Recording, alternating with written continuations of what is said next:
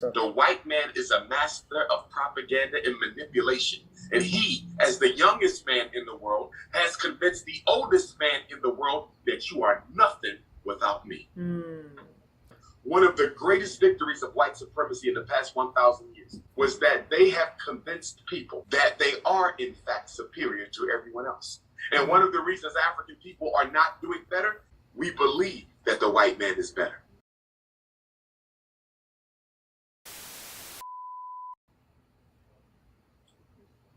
For the past 60 years, approximately, global white supremacy has reinvented itself so that it operates through the blackface. Oh, God. So you're talking about the global black bourgeoisie as being the gatekeeper for the systemic inequalities that exist throughout the planet Earth. So you look at the continent of Africa. Africa produces more than 50% of the most critical natural resources of the world. Right. Africa has a monopoly on certain critical resources. America consumes more than 25% of all of Africa's resources. So you're looking at 5% of the globe is eating a quarter of the continent's wealth. So America is the vampire of Africa, make no doubt about it. With that being said, the black bourgeoisie, being the gatekeeper, has to be exposed and destroyed en route to exposing and destroying white supremacy. In other words, you can't get to the house unless you first deal with the guard dogs. Whenever you try to break into a mansion, it's the dogs that you got to contend with first. If you don't get them dogs, you can't get into the house. The dogs of white supremacy are the international black bourgeoisie elite. They're in Africa, they're in America, they're in the UK. They are well financed, they are well paid, and they are well positioned. Which is why I always say there has to be an intellectual civil war globally for African people before there can be a physical war against white supremacy. You have to first expose and replace the black bourgeoisie gatekeepers or nothing will change. Because racism is psychological. It's psychological. So if you look at the African independence movements, in many places, we overthrew the white man physically, but we never overthrew the white man intellectually. So the leaders who took over after the fall of colonization had the same mind as the white man who ran colonization. You see it in Africa today, where the structures are still European. The approach to government is still European. Most of your African constitutions were written by Europeans. They're not African-centered. Those are white man constitutions. You see, so we have to understand it's not just the removal of the person. You have to remove the culture and system that that person created. Africa has still not yet gotten rid of the culture of white supremacy. Black America still has not yet gotten rid of the culture of white supremacy. You see, and we have also not faced the internalization of the European that we all suffer from, because all African people have the white demon inside of us. It's there because you're raised with a worship for white people. So you have to exercise that spirit of European supremacy that lies within inside of us. It's that spirit that has black men from Africa to Atlanta chasing white women like they're the greatest thing since sliced bread. You understand? It's the reason why as soon as we get a good education, we want to move to a white suburb. You understand? It's the reason why we want to bleach our skin. You understand? We want to imitate African people as a race. We suffer from European imitation disorder. European imitation. We want to imitate white folks, and we do it better than white folks can. Barack Obama was a better white man than any white man you can find. He out-white man the white man. Facts. And so in order to get rid of that spirit, it goes back to education. Let me say this.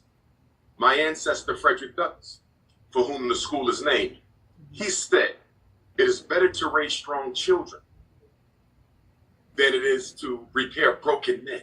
It is better to raise strong children than to repair broken men. The problem with the global African liberation struggle, the crisis of Pan-Africanism, is not that the white man is still in charge. That's not the crisis. The crisis is we're not even thinking about changing the fact that he runs the planet. That's the crisis. Black people, Africans, we are comfortable with second-class global citizenship.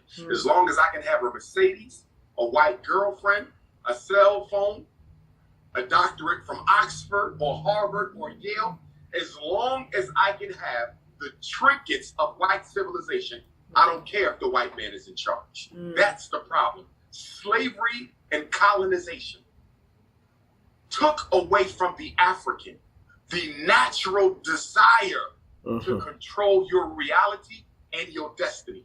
Think about it. When you see Arabs coming to Africa, when you see Indians coming to Africa, when you see Chinese coming to Africa, when you see them coming to New York City or Los Angeles or Washington, D.C., when you see them going to London or Jamaica or Haiti, what's the first thing they do? The first thing every group does is erect a community of their own. It's natural. It's the first thing they do. They buy up a block, they buy up a neighborhood, they buy up a section of the city. They build their own business, they build their own school, they get their own hospitals, their own manufacturing sector, they create their own jobs. Why is it that everybody does that except black people? We're the only people who don't naturally do that first. Some of us do, but as a race, the first thing we look for is a job from white people.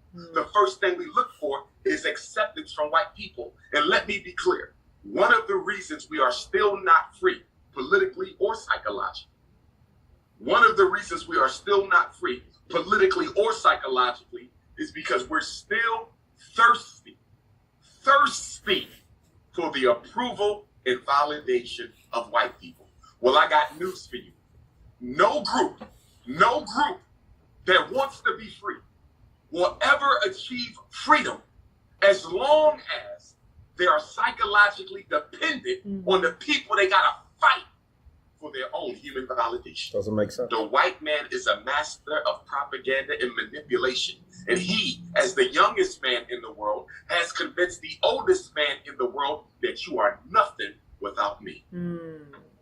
Man, and I think I agree, because even like the short time I lived in Nigeria, the curriculum was a British curriculum. And in Nigeria, in a lot of African countries, I think there is this notion that whatever is from the Western side is better. Whatever is from England is superior. And, you grow up with that. And I think, to your point, that the people that are there, the teachers, the politicians, they all have that representation that, whatever is from, the British side especially, because that's who colonized Nigeria, that's the most superior thing. And even when you're in Nigeria, your goal is to leave, to go to America. The goal is to go to England. These are the not South Africa, not Ghana. It's just let's go to London. You're taught to go to these places because this is seen as the land of milk and honey, which is funny because Nigeria is so rich in natural resources. You would think that would be the land of milk and honey. But my question to you is, and Europe has almost no natural resources. I know. And it definitely doesn't have any of the critical ones. Right. But it is the mindset. Right. It is the consciousness that the white man has created for African people that has us still I know, subservient to him. We still want to be like him and imitate him. One of the greatest victories of white supremacy in the past 1,000 years, one of the greatest victories was that they have convinced people that they are, in fact, superior to everyone else. And one of the reasons African people are not doing better is because many of us, deep down in our core mental system, we believe that the white man is better. We believe it because you're taught it. You cannot grow up being fed a steady diet of white Jesus. It's impossible. This is why white Jesus is so dangerous to black children, because of you are fed white Jesus. Your Savior, your Lord and Savior is a European. right? Then you will automatically believe that all white people are divine in some way. Because if God is white and God is all powerful, then all white people must be powerful, which helps explain why the white man runs the planet, which helps explain why the president is white, which helps explain why the UK at one time colonized more than 50% of the known world. A little island saw it necessary to dominate more than half of the entire planet. It's okay to believe that the Roman Catholic Church is the paragon of religious authority, and it's all ran by white folks if you're being raised to believe Jesus is white, because the brain is a creature and a slave to image. Images run the mind. I don't care what you teach an African child about how great we are. You can tell them we built the pyramids. You can tell them we're the first ones to chart the galaxy. You can tell them we're the first ones to travel the universe. We're the first ones to smelt iron. We're the first one to create a code of ethics. You can teach them all that book knowledge and then put a white Jesus in front of them. Guess what will be the most impactful? All those words they read or the picture. It is the picture. And that's one of the reasons why wherever the white man goes, he likes to build statues of his great men, because he knows those images are powerful. That's why when you go to Brazil, the tallest statue in Brazil is a white Jesus. You go to Cuba, the tallest statue in Cuba is a white Jesus.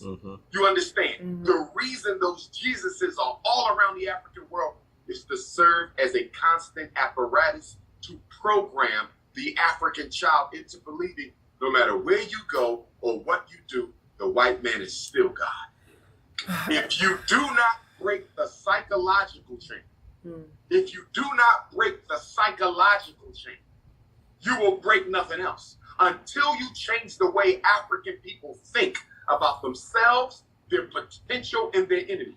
Yourself, your potential, and your enemy. Until you change that, you change nothing else. There must be a psychological revolution before there's an economic revolution. There must be a psychological revolution before there's a cultural revolution. There must be a psychological revolution before there's a spiritual revolution. If you don't break these chains that are on the African mind, then you break nothing else.